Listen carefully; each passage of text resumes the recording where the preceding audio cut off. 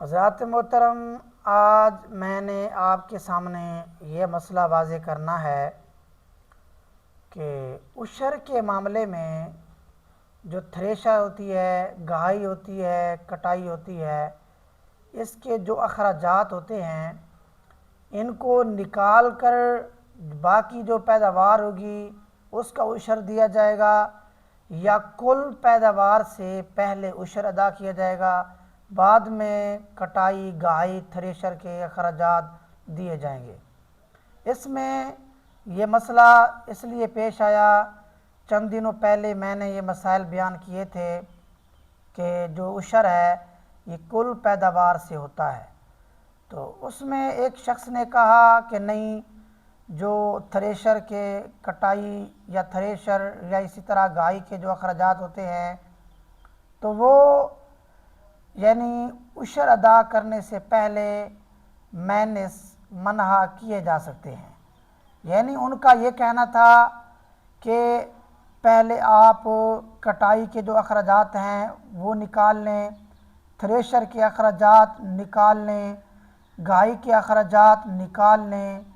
اور باقی جو بعد میں جو باقی پیداوار بچ جائے اس کا عشر دینا ضروری ہوگا۔ یعنی عشر ادا کرنے کے معاملے میں تھریشر، کٹائی، گہائی کے جو اخراجات ہیں وہ نکالے جا سکتے ہیں۔ ان کا کہنا یہ تھا۔ ان کے پاس بھئی آپ کے پاس دلیل کیا ہے؟ دلیل یہ تھی کہ ہمارے بزرگوں نے، ہمارے بڑے اسی طرح یہ مسئلہ بیان کرتے تھے۔ تو بہرحال میں اس لیے اس کی وضاحت کرنا چاہتا ہوں کہ عشر کے معاملے میں کل پیداوار سے ہی عشر ادا کیا جاتا ہے، اس سے کسی قسم کے اخراجات وغیرہ یعنی کٹائی کے، گہائی کے یا اس کے علاوہ تھریشر کے جو اخراجات ہیں وہ نفی نہیں کیے جائیں گے۔ یعنی ایسا نہیں ہوگا کہ پہلے آپ کٹائی، گہائی یا تھریشر کے اخراجات کو نکال لیں بعد میں عشر ادا کریں، ایسا نہیں ہوگا، بلکہ پہلے آپ عشر کا حساب لگائیں گے جتنی پیداوار آپ کے پاس ہے، عشر ادا کرنے کے بعد آپ کٹائی، گہائی جو تھریشر ہے اس کے اخراجات کا جو حساب ہے وہ کریں گے۔ یہ جو میں نے آپ کو مسئلہ بیان کیا ہے اپنی طرف سے بیان نہیں کیا، یہ فتاوی عالمگیری جلد نمبر 1 صفحہ نمبر 187 ہے، فتاوی شامی جلد نمبر 2 صفحہ نمبر 328 ہے، فتاوی تاتار خانیہ جلد نمبر 3 صفحہ نمبر 292 ہے۔ یعنی ان فتاوی جات میں یہ مسئلہ موجود ہے۔ اب اس کا کہنا کہ ہمارے بڑے اس طرح مسئلہ بیان کرتے تھے تو اس کا اعتبار نہیں کیا جائے گا۔ جب فتاوی جات میں مسئلہ اس طرح ہے کہ بھئی جو عشر ہے یہ کل پیداوار سے ہوتا ہے، تو کوئی شخص اس کو اپنی طرف سے اس کی تخصیص نہیں کر سکتا کہ نہیں میرے بزرگ نے یہ کہا ہے تو پھر میں اسی طرح ہی عمل کروں گا، پھر لوگوں کو بھی بتائے اور لوگوں کو بھی اسی طرح بتائے کہ بھئی آپ نے پہلے یہ اخراجات نکال لینے ہیں کیونکہ ہمارے بزرگ اس طرح کہتے تھے، تو بہرحال اس کی بات کا اعتبار نہیں کیا جائے گا۔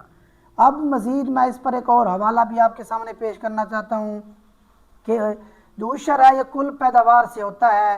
کیونکہ وہ جو شخص ہے وہ ایسا ہے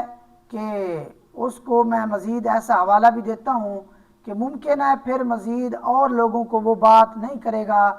کہ آپ پہلے تھریشر کے یا اس طرح اخراجات جو ہیں وہ نکال لیں اور بعد میں جو ہے آپ عشر ادا کریں۔ وہ حوالہ یہ ہے کہ مفتی تقی عثمانی اس نے بھی یہی لکھا ہے۔ مفتی تقی عثمانی نے بھی اپنی کتاب فتاوی عثمانی جلد نمبر 2 صفحہ نمبر 129 پر یہی لکھا ہے کہ جو عشر ہے یہ کل پیداوار سے ہوتا ہے، اس سے اخراجات نہیں نکالے جاتے۔ یعنی اس کتاب میں بھی، ان کے فتاوی جات میں بھی یہی مسئلہ موجود ہے کہ عشر کے معاملے میں اخراجات نہیں نکالے جاتے پہلے، بلکہ پہلے عشر کا حساب لگایا جائے گا اور بعد میں ہی جو اخراجات ہیں وہ ان کا حساب و کتاب جو ہے وہ کیا جائے گا۔ خلاصہ کلام یہی نکلا، تھریشر ہو، گہائی ہو، کٹائی ہو، تو ان کے جو اخراجات ہوتے ہیں یہ مینس نہیں کیے جائیں گے، یعنی پہلے عشر ادا کیا جائے گا اور بعد میں ان کا یعنی کٹائی گہائی کا جو حساب ہے، معاملات ہے وہ کیے جائیں گے۔ اور یہ چند ایک حوالہ جات میں نے آپ کو دیے ہیں، یہ فتاوی جات کے، اس کے علاوہ بھی بہت ساری کتب میں یہ مسئلہ موجود ہے، بہت ساری کتب میں فقہائے کرام نے اس پر مزید بہت ساری اثرات کے ساتھ یہ مسئلہ بیان کیا ہے،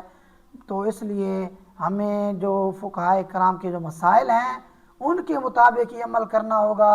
نہ کہ ہم نے کسی سے بات سن لی تو ہم کہیں نہیں ہم نے اسے سنا ہے اس لیے ہم اس پر عمل کریں گے، ایسا نہیں، بلکہ جو حوالہ جات ہیں، جو دلائل ہیں، جو مسائل شرعیہ حقیقتاً جو کتابوں میں موجود ہیں، فقہائے کرام نے جو مسائل بیان کیے ہیں ہمیں ان کے مطابق ہی عمل کرنا ہوگا کہ ہم عشر کے معاملے میں سب سے پہلے عشر کا حساب کریں گے، اخراجات کٹائی کے، گائی کے، تھریشر کے، ان کا حساب معاملات بعد میں کریں گے۔ دعا کہ خالق کی کائنات عمل کرنے کی توفیق عطا فرمائے، آمین یا رب العالمین۔